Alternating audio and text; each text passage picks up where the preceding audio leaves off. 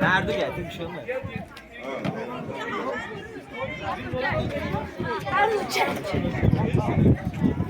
Kardeşim, koymayın ya. Yeter lan. Abi gelmiyor kimse. Ne yapalım? Bu da muhatap.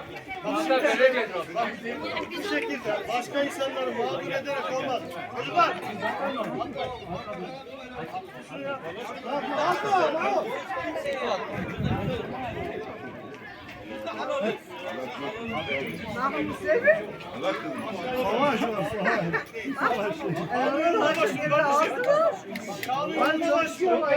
Çolun direnci kırıldı gitti.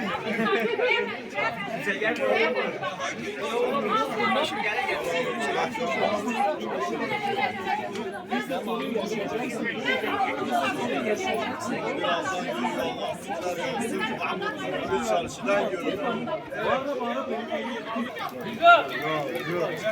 Yapan geldi.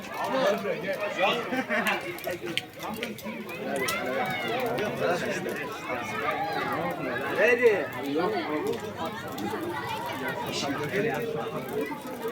Oğlum bana Bir şekilde olur. Ama ben şu an yaptığınız ama yol kesim. Yaparsam çok iyi.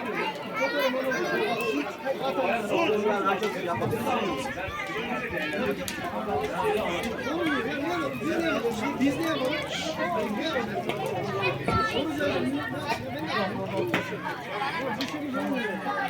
Gidin Cümer'e geldik. Hastasını geçelim. Şey geçelim.